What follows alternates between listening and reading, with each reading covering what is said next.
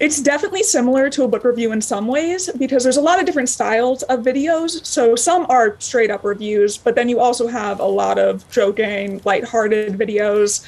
It is a challenge to fit a lot about books in a limited time frame.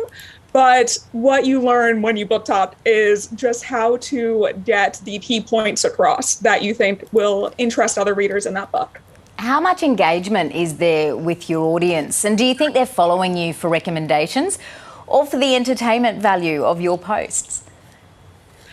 I think it's a mix of both. I think readers go on BookTok looking for relatable content for people just like them and to find a community.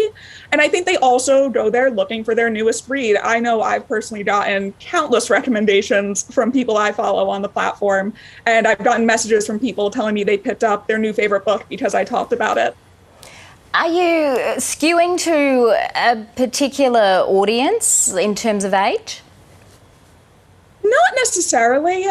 So I primarily talk about some specific genres, just what I read most. I'll talk about romance, fantasy, sci-fi, and a lot of young adult literature.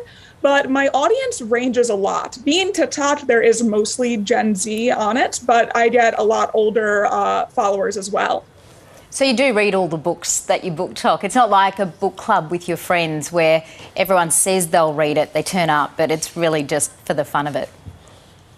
Yeah, I do read all the books, although I do have book clubs with my friends where I don't read them, and they are a little bitter about that. Now, I read an interesting piece the other day about influencers becoming shop fronts. Would you call yourself an influencer who, in this case, is selling books? Kind of. Part of me, I think of myself a little bit as an influencer, but it's also a weird thing for me to think of. This is not something I pictured myself doing when I first started on the platform. I think of it more in terms of just recommending and trying to get as many people into reading like me, because reading has truly had a huge impact on my life and it's helped me so much. So I want to see if it can help anyone else. Are there incentives for you to post about certain authors and publishers? Sometimes. So we do get sponsored to talk about certain books, in which cases it's always clearly displayed in the video if we were sponsored by the publisher or author. Other cases we are sent free books, but again, that's usually also declared as well. But most of the time, I will find the videos that do the best and the videos I have the most fun making are the ones that I'm just really passionate about whatever I'm talking about. Well, that seems like a really good time to actually have a look at some of your book talks. We will do that just now.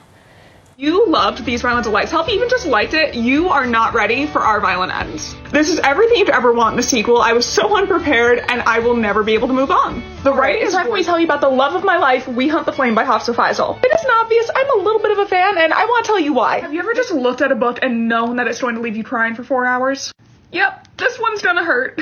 It's about a girl whose boyfriend just died, and when she calls him to listen to his voicemail one more time, he picks up. I think what I love most about this series is the beautiful writing and the amazing world building. Yes, I love all these characters so much. Okay, I guess I'm really predictable today. Six of Crows is incredible and deserves every bit of hype it gets. And so, Kate, does this mean that you are reading for you and for your own enjoyment, or are you now reading to suit the appetites of who you believe is in your audience? It does become a weird mix of both. I think primarily I do read for myself. I always try to read books that are ones I know I'm going to be interested in and ones I am really hoping I'll love.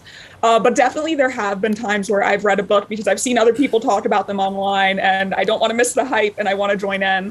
So I think it's been a bit of trying to balance the two and make sure I'm reading for fun as well as reading for work and reading so I can join in on the hype.